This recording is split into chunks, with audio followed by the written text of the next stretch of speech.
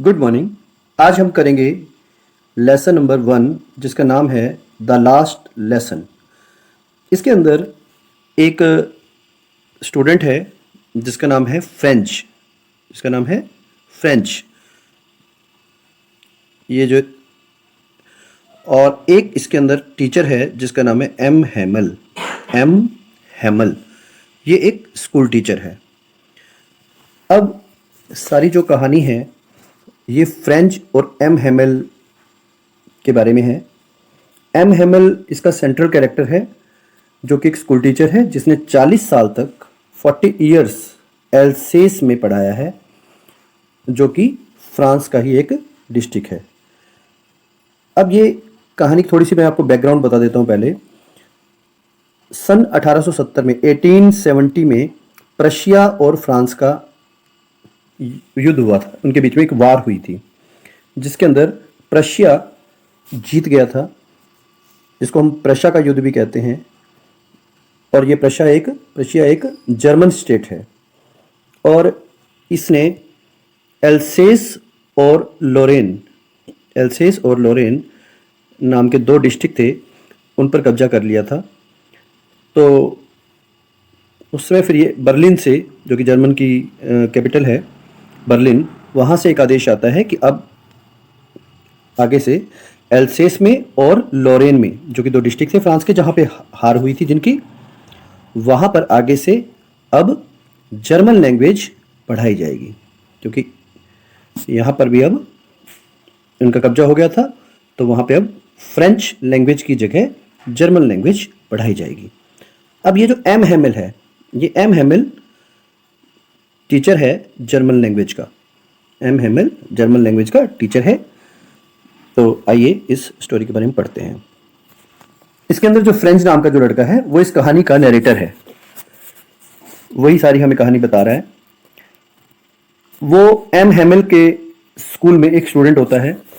एक दिन वो स्कूल के लिए उसको देर हो जाती है, तो इसलिए वो जल्दी जल्दी से स्कूल जा रहा था।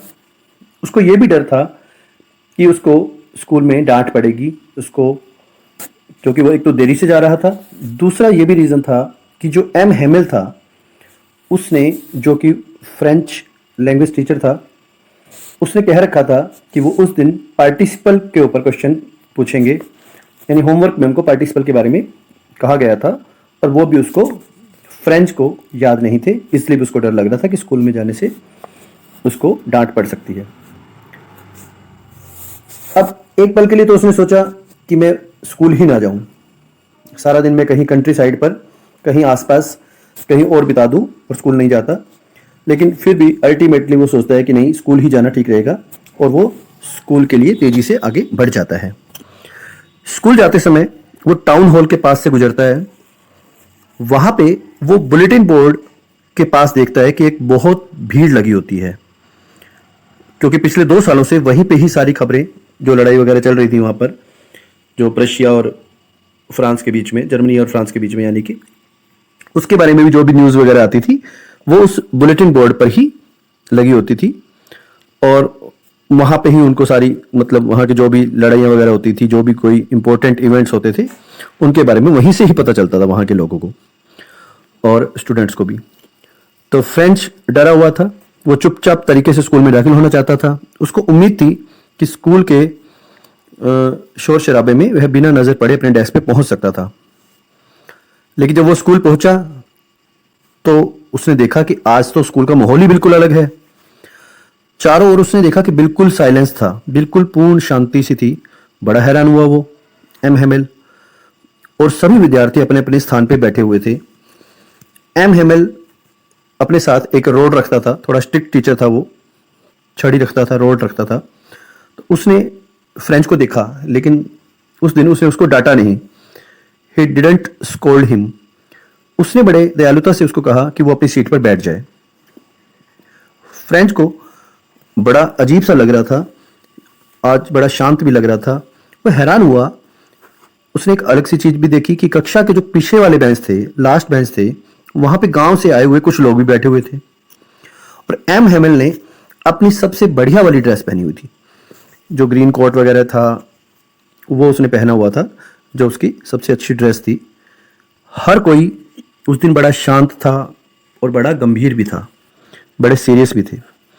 तब एम हेमेल आता है और अपनी कुर्सी पे बैठ जाता है और एक जेंटल सी टोन के अंदर वो बोलता है और वो अनाउंस करता है कि उसका फ्रांसीसी भाषा में ये उसका आज लास्ट लेसन है, अंतिम सबक है, द लास्ट लेसन है उसका ये आज।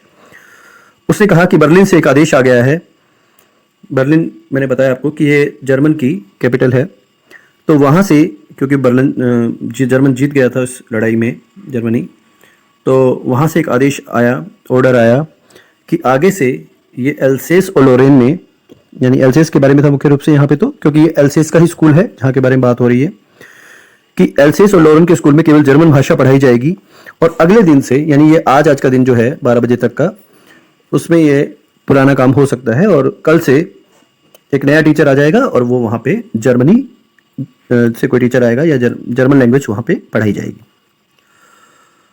तो फ्रेंच बहुत सीरियस हो जाता है, क्योंकि उसको बड़ा दुख होता है इस बात का कि उसने कभी भी फ्रांसीसी भाषा को, यानी फ्रेंच लैंग्वेज को कभी भी सीरियसली सीखा नहीं था।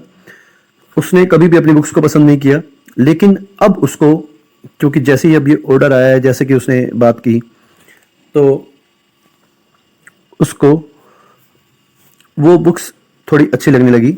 उसने महसूस किया कि एम हेमेल एक सीरियस डेडिकेटेड टीचर था। उसने 40 साल तक स्कूल की सेवा की थी, यानी 40 साल तक स्कूल में पढ़ाया था। और गांव के लोग भी, गांव के जो बुजुर्ग लोग थे, ओल्ड पीपल थे, वो भी उसका लास्ट जो भाषण था, अंतिम भाषण सुनने के लिए आए थे। और अब पार्टिसिपल के नियम बताने के लिए फ्रेंच की बारी थी। वो उठ खड़ा हुआ, घबरा गया, चुप रहा, लेकिन एम हेमेल ने उसको डांटा नहीं। एम हेमेल ने कहा, इसमें फ्रेंच का कोई दोष नहीं है। एल्सेस के जो लोग हैं, उसने, एम हेमेल ने ऐसा क्यों कहा कि फ्रेंच का दोष नहीं है, क्योंकि फ्रेंच तो एक स्टूडेंट है। उसने जनरली कहा कि जो एल्सेस के जो लोग हैं, जनरली वो अपनी मदर टंग को सीखना उन्होंने बंद कर दिया है। फिर उसने ये भी कहा, उस एम हेमेल टीचर ने, कि फ्रांसीसी जो भाषा है वो दुनिया की सबसे ब्यूटीफुल लैंग्वेज है। ये बिल्कुल लॉजिकल लैंग्वेज है और बहुत अच्छी है, क्लियर भी है।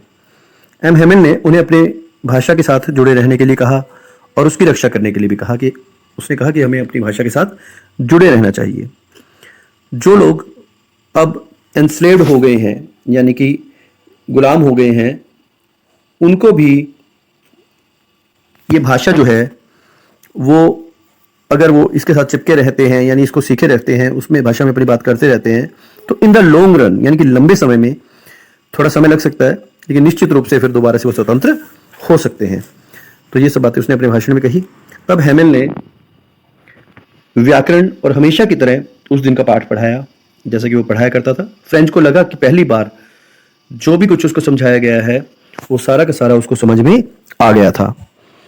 तो पहले ग्रामर उन्होंने समझाई और ग्रामर के बाद हेमेल ने विद्यार्थियों को, स्टूडेंट्स को, सभी को नई नई कॉपीज दी और सभी स्टूडेंट वहां पे लिखने में लग गए। तभी अचानक क्या होता है कि चर्च की जो घड़ी होती है उसमें 12 बज जाते हैं। तो 12 बजे तक का समय था उनके पास। प्रशा के सिपाहियों ने अपने बिगुल बजा दिए थे, उन्होंने अपने जो ट्रम्पेट्स वगैरह थे वो बजा दिए थे, यानी जिसका संकेत ये था कि भाई अब आप लोग और नहीं पढ़ा सकते वहां पर। तो एम हेमेल जो है वो बिल्कुल ऐसे पीला पड़ जाता है। उसने बोलने का प्रयास भी किया लेकिन अब बिल्कुल उसका गला जो था बिल्कुल चौक हो गया, जैसे रुक सा गया बिल्कुल।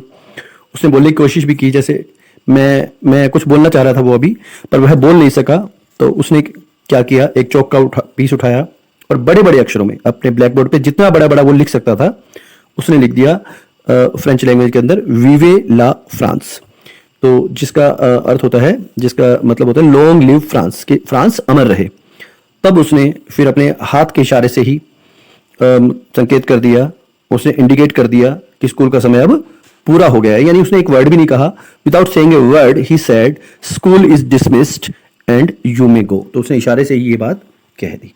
तो बस यहीं पर ये लेसन खत्म हो जाता है। तो हम देखते हैं कि एम हेमेल एक बड़ा पैट्रियोटिक टीचर है, देशभक्त टीचर टाइप का है इसके अंदर, और उसने जाते जाते भी अपना मैसेज दिया है।